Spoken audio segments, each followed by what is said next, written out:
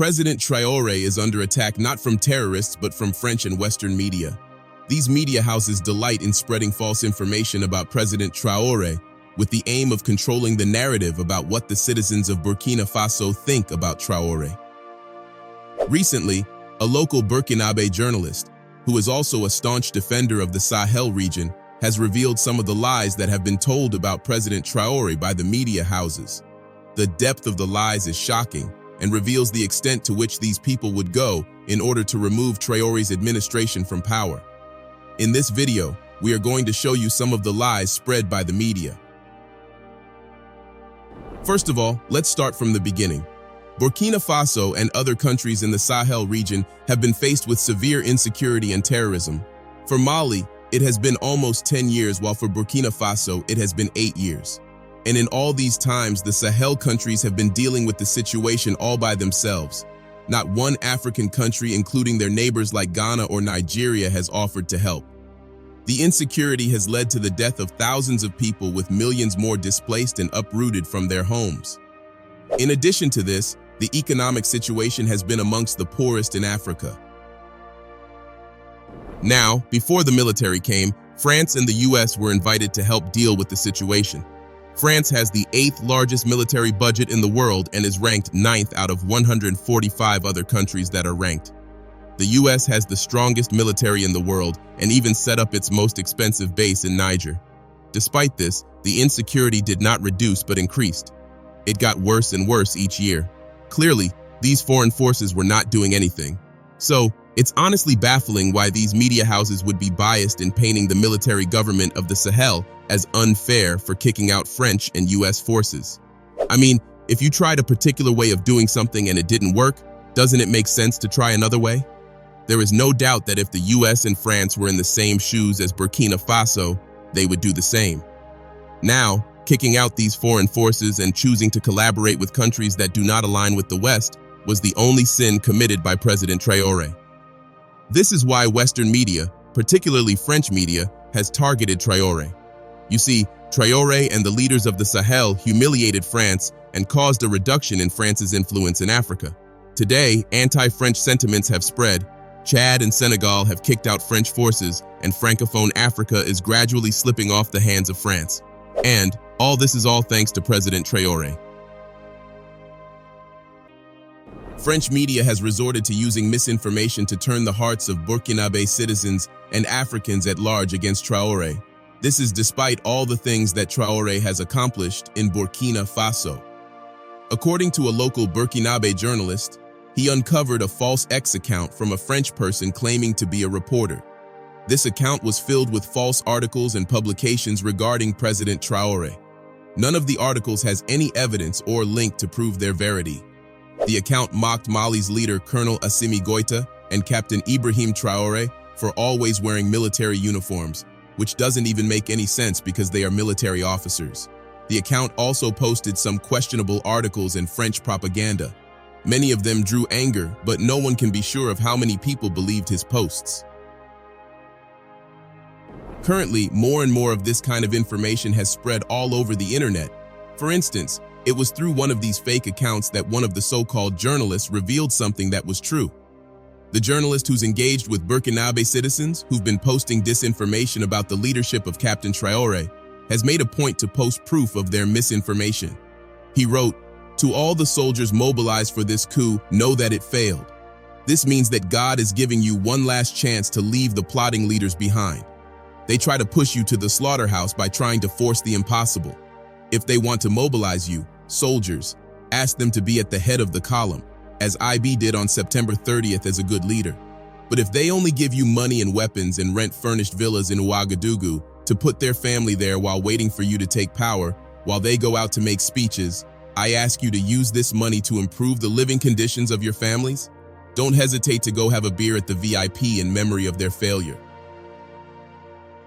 In addition to this, some people are trying to convince the Burkinabe population that Captain Ibrahim Traore is stealing money from the country. But how does that even make sense? If Captain Traore was stealing public funds, wouldn't it be very obvious in the kind of car he drives or the clothes he wears? Instead, what we see is military equipment being upgraded and purchased. Interestingly, when Traore first started to upgrade the military, citizens were asked to donate old vehicles, even if they didn't work. The military needed them, the government would put in the work to fix them. After fixing the cars, they were painted camouflage and used for the soldiers' movements. After some time, military equipment was donated from a neighboring country, Ivory Coast. In addition to this, it is a well-known fact that Captain Traore takes no salary for interim president, the way his predecessor Paul-Henri Sandaogo Damiba had when he looted the funds of Burkina Faso. Damiba raised the salaries of others as well, an act which Traore reversed when in charge. However, it's not just creating false news. The media has also taken to painting a certain narrative about Traore's regime, condemning every one of his actions. For instance, when Traore set up the VDM, an auxiliary military force made entirely of Burkinabe civilians, this move was condemned and painted negatively by the media. It was seen as an authoritative move made by a dictator. The media said President Traore was taking civilians to be killed in the field. But isn't Traore's move similar to the American draft system, where civilians are also asked to register if needed to fight? These media have never mocked or condemned the United States for requiring the same thing Traore requires from Burkinabe citizens. Yet, during the Vietnam War, which the US was highly involved in, many saw the death of those soldiers in a war that they had no reason to be involved in. But what about Ukraine? All able-bodied men of a certain age were forced to remain in the country to fight. This is certainly not the case in Burkina Faso. Yet all the glory and admiration goes to Ukraine. All these are simply a confirmation of the double standard of the West. A crime is only called a crime if it was done by a certain group of people, like Africans, or those who stand against the interest of the West. Unfortunately, President Traore is not just an African. He is also someone who stands against the interest of the West. This is why he is being targeted. Western media has chosen to be deliberately blind to all that Traore has been doing in Burkina Faso. Traore has created opportunities for the youth of Burkina Faso, fostering the arts, music, film, and returning festivals and award programs to the country. He has created an alliance, the AES, where the former leader of Niger refused to work with Mali and Burkina Faso in the fight against terrorism. The truth is that when it comes to reporting news in Africa, the West is blatantly racist and xenophobic. Think about this. When soldiers were arrested for plotting a coup against Captain Traore, and Traore shut down media houses for posting misinformation about his leadership, the media termed it evil and suppression of human rights. But didn't the US recently shut down Russian media house RT for posting misinformation about the US? Did the Western media house condemn it or call it human rights abuse? The answer is no. For Western media, the US can do no wrong. This is hypocritical and evil, and this is why Traore is working on digitization in Burkina Faso.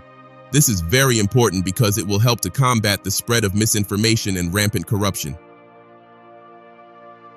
The process has already started by allowing citizens to pay for driving violations through mobile means. This was aimed to cut down on corruption by the police force and to allot that the fines would be received by the country. These things and more are making much more progress than under the deposed president and former military head Paul-Henri Sandaogo Damiba. The French media has also taken to exposing news that fits only their narrative. Take, for instance, this article from Africa Report, a French media house titled Burkina Faso's Ibrahim Traore, a savior or a dictator? The article focused heavily on how Traore is working with Russia and has refused to hold elections. It reads, no longer talking about leaving his position, let alone organizing elections, Traore has firmly installed his junta and imposed his authority. This statement creates the narrative that Traore doesn't want to organize elections because he doesn't want to leave power, meaning that he is power hungry. But that is a lie. If Traore were power hungry, he would be behaving like those civilian African presidents who are only interested in their stomachs. A power-hungry leader would not be interested in spending huge amounts investing in the military, agriculture, or the transport sector of his country. To further cement this wicked narrative about Traore, that article published comments of a former officer and a former civil servant. The former civil servant said, from the very first weeks, we realized that he was a great manipulator. He told everyone what they wanted to hear. Then, when people finally understood, it was already too late. Now, anyone who has not been following the Traore situation carefully would be inclined to think badly of Traore with this statement. But we know better. From the beginning up till now, the citizens of Burkina Faso have majorly thrown their support behind Traore. Anyone who doesn't support Traore is simply on the opposite side that wants a return to the way things have been. It's obvious that this former civil servant is among those who have been affected by Traore's zero tolerance for corruption. Think about it. How is Traore a manipulator? Is he a manipulator because he didn't conduct elections? The fact is that the only thing these people are concerned about is the removal of President Traore from power. You see, Guinea and Gabon also experienced a coup, but none of these countries have returned back to civilian rule. But how many articles have called them dictators or manipulators? None. To these people, President Traore is a manipulator because he has refused to side with the West. It's as simple as that. Chad, for instance, experienced a coup, but guess what? Not only did France support the coup, but the media never wrote much about the coup in Chad. All these are evidence that the media is targeted against President Traore. The article also focused on how Traore dealt with those who did not listen to his commands, but the way they recounted created the narrative that Traore was taking revenge on them. This is crazy. The article listed one anonymous military source which might just be false. It reads, "Many senior officers don't understand him and have nothing but contempt for him. He pays them back well. His revenge is scathing." The article further reads, "For these senior officers, obliged to stand to attention before a captain in his 30s and obey his orders, this has been a hard pill to swallow. Many would be delighted to see him fall, not least those close to Damiba, who have been overthrown by their subordinates, or the former Green Mambas of Lieutenant Colonel Emmanuel Zungrana, who have had their power removed." It then recounted what happened during the attempted coup in September last year. It says, "At the end of September 2023, he was on the brink of being overthrown before the first anniversary of his own seizure of power. An attempted coup was foiled at the last minute, and several elite officers, including many from Special Forces and the Special Intervention Unit of the National Gendarmerie, were arrested. Another, Major Ismael Tuhogobu, was killed during an attempted arrest at his home in Ouagadougou." The article then painted Traore as someone who has been obsessed over his assassination. It says, "Since then he has been obsessed by possible plots against him and is convinced that everyone must be watched, even the most insignificant citizen who is even a little critical of him."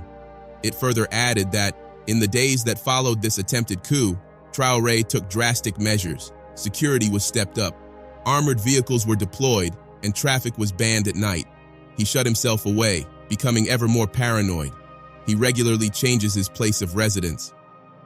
Now, as we said, if you were not a follower of Traore, there is no doubt that this article would convince you that Traore is a dictator. It's the same tactic that was used against Libya's Muammar Gaddafi and Burkina Faso's Thomas Sankara.